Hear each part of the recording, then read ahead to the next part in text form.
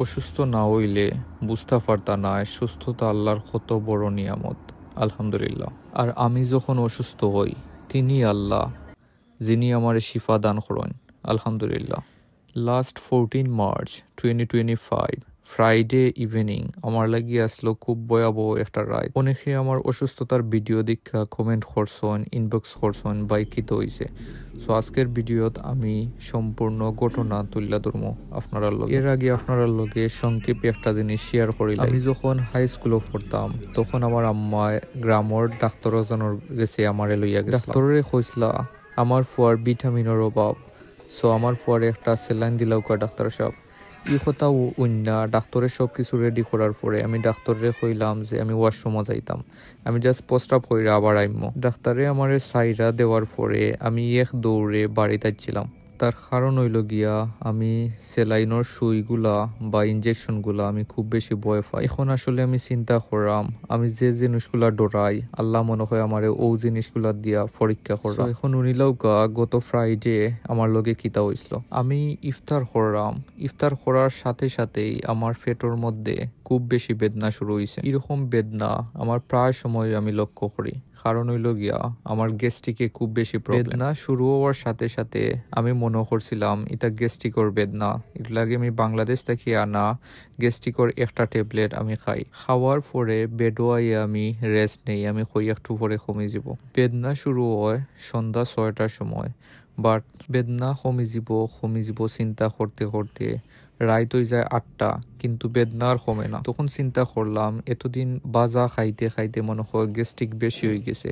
তখন আমি আরেকটা গ্যাস্ট্রিকর ট্যাবলেট খাই। একটু ঘুমানোর চেষ্টা করি, কিন্তু ঘুম তো আর আয় না। তখন রাত বাজে 10টা। আমি আর সহ্য করতাম পারলাম না। আমার লাগা রুমও আসলো ফ্রেন্ড একটা, প্লাস আরো লাগা রুমও আসলো আমার ভাই আসন।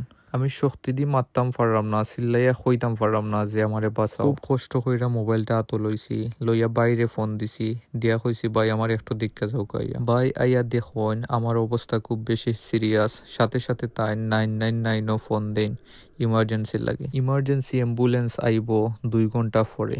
তখন হয়তো বা আমি মারও যাইতাম পারি। ভাইয়ের সাথে সাথে ট্যাক্সি কল করেন এবং আমারে হাসপাতাল লইয়া যায়। বিশ্বাস করবানি গাইজ, হাসপাতালের ইমার্জেন্সি সেক্টরও গিয়া আমার মতো একটা পেশেন্ট আমি সিরিয়াস দেখছি না। হাসপাতালের ফ্লোরও পইরা আমি খুব বেশি কান্নাকাটি করলাম, প্লাস সাটাসাটি করলাম। আর বারবার আমার ফ্রেন্ডে কইরাম প্লিজ আমারে পানি দে। আমার ফ্রেন্ডে আমারে 2 মিনিট পর গরম পানি এনে দের, ঠান্ডা পানি এনে দের। আমি খাইরাম, খাওয়ার 2 সেকেন্ড পর আবার গলা শুকাই যায়। ইমার্জেন্সি সেক্টরও তারা ফর্ম ফিল আপ করতে করতে আধা ঘন্টা গেছে কিন্তু আমি বেদনায় খুব বেশি কষ্টর মধ্যে আসলাম। কতটুকু বেদনা হইলে একটা ফুয়ার ফিন্ন, একটা লেগিংস আর একটা ট্রাউজার ও দুইটা জিনিস তুলা দিয়ে রাখে। 40 মিনিট পরে ডাক্তারাই আমার একটা বেদনা কমবার মেডিসিন দেয় এবং হয় 20 মিনিট পরে তোমার বেদনা কমে যাব। তখন আমি সাথে সাথে ও মেডিসিনটা নেই এবং আফটার 20 মিনিটস আমার বেদনা আলহামদুলিল্লাহ কমে যায়। তখন তারা আমার আরো একটা রুমে নেওয়ার পরে 4 থেকে 5টা ব্লাড টেস্টর একটা এক্সাম নেই। ততক্ষণে গাইজ রাত বাজে 3টা। মেইন ডাক্তারে তো আমার এখনো দেখেন না। 3:30টার দিকে ডাক্তারে আমারে ডাকতে এবং আমি ডাক্তারের রুমে যাই। আমারে হয় আমি সন্দেহ করলাম তোমার অ্যাপেন্ডিক্স হইছে, তবে এখনো আমি সিওরিটি দিতাম পারলাম না। তুমি ওয়ার্ডও ভর্তি হওয়া লাগবো। ভর্তি হওয়ার পরে আমার বসে তোমারে জানাইবা। ডাক্তারের কথা মতো আমি ওয়ার্ডও যাই এবং ওয়েটিং করি রাত 5টা পর্যন্ত। সকাল 5টার সময় আর একজন ডাক্তারে আমারে আইয়া দেখেন। দেখার পরে আমারে জানাইন যে আমার সিটি স্ক্যান করা লাগবে আর্জেন্ট। ওই সন্ধ্যা 6টার সময় আমি খিচুড়ি খাইছিলাম। এখন বাজে সকাল 6টা, আমার পেটও কিচ্ছু নাই। তখন আমি ডাক্তারের লগে শেয়ার করলাম যে আমি তো কিছু খাইবার দিরা না আপনারা। ডাক্তারে তখন আমারে কইল আমি আপাতত তোমারে ফ্লুইড স্যালাইন দিলাম, বাট তুমি এখন খাইতে পারতাই নাই। তোমার সকাল 7টার সময় সিটি স্ক্যান করাইব এবং 95% তোমার অপারেশন করা লাগতে পারে। আবার আমার মাথা ওচন্ন করিল। তার কথা মতো সকাল 7টার সময় আমার সিটি স্ক্যান কইরা তাইনশো আর একজন ডাক্তারে আমারে কইন তারার ডিসিশন জানাইতে পারতা নাই। তারার বস আইয়া সকাল 9টার সময় ডিসিশন জানাইবা যে আমার সার্জারি করতা নি না করতা। সকাল 9টার সময় বড় ডাক্তার আইয়া আমার লগে দেখা কইরা আমারে কইন যে আমার পেটের মধ্যে খুব বেশি ইনফেকশন হয়ে গেছে। ততক্ষণে আমার গলাত গাইজ 1 ফোঁটা পানি নাই। আমি খালি চিন্তা করলাম যদি আমারে কইন আমার সার্জারি করা লাগবো তাইলে আমার কি তৈব এবং আমার পেটর ডান পাশে অ্যাপেন্ডিসাইটিস ধরা পড়ছে। এই কথা বন্যা আমি 10 সেকেন্ডর লাগি খুব বেশি স্তব্ধ হয়ে গেছিলাম। ডাক্তারে আমার সিচুয়েশন দেখা ডাক্তারে আমারে বুঝায় চিন্তা করার কোনো দরকার নাই, এখন তুমি হসপিটালের মধ্যে 72 আওয়ার্স থাকো এবং দেখো তোমার আবার পেইন কোনো স্টার্ট হয়। তোমার অ্যাপেন্ডিসাইটিস ধরা পড়ছে ঠিক আছে, কিন্তু ব্লাস্ট হইছে না। যদি ব্লাস্ট হইতো তাইলে তোমারে আমরা সাথে সাথে সার্জারিত লইয়া গেলাম কিনে, যেহেতু ব্লাস্ট হইছে না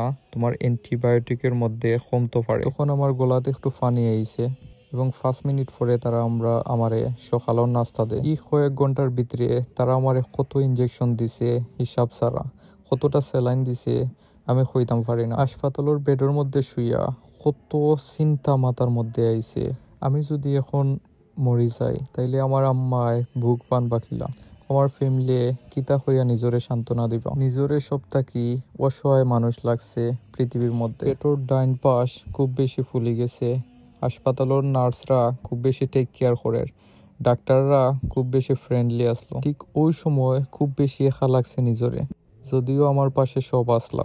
বিশেষ কইরা ওই সময় আমার ফ্রেন্ড বন্ধু যারা আসেন, আমার আত্মীয় স্বজন যারা আসেন, যারা আমারে টেক্সট দিয়া কল দিয়া আমারে সান্ত্বনা দিছেন, তারার প্রতি আসলে অনেক অনেক বেশি কৃতজ্ঞতা জানাই। বিশ্বাস করবানি গাইস, আমরা যারা বাহিরের দেশও আছি তারা আপনাদের কাছ থেকে একটা টেক্সট, একটা ভয়েস, একটা কল আশা করি। আপনারা টেক্সট, আপনার ভয়েস, আপনার কল পাইলে মনের মধ্যে এত শান্তি লাগে যে একজনে তো আমার খোঁজ খবর নেয়। ভিডিও লাস্টে দিই আপনার লগে একটা ইমেল শেয়ার করবো, যে ইমেইলের মধ্যে আমার একজন ক্লায়েন্ট আছে, আমি তাইনরে রক্ত থাকি বেশি আপন মনে করি। আমি অসুস্থতার সময় তাইনরে একটা ইমেল করছিলাম, তাই সাথে সাথে আমার রিপ্লাই করছেন যে আমার হসপিটালের বেডও কোনো কিছু লাগেনি, লাগলে তানরে জানাইতাম। শুনছি জুস ধর্মের মানুষ মুসলমানদের দেখতে পারে না, কিন্তু তাই আমারে যেরকম মায়া করেন এতটা মায়া হয়তো বা আমি অন্য কোনো আপন মানুষের কাছ থেকেও পাইছি না। হাইবার এই 72 ঘন্টা খুব বেশি চিন্তা করছিলাম,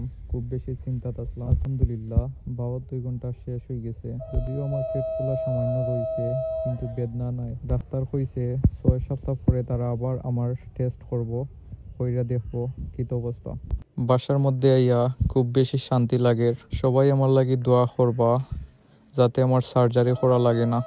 ভিডিওগুলার ক্লিপ ওই সময় করছি যে সময় আমার কোনো বেদনা নাই, যে সময় আমার কোনো কষ্ট হয়েছে না। সবাই ভালো থাকবা, সুস্থ থাকবা এবং আমার লাগি মন থেকে দোয়া করবা। And this is my client message.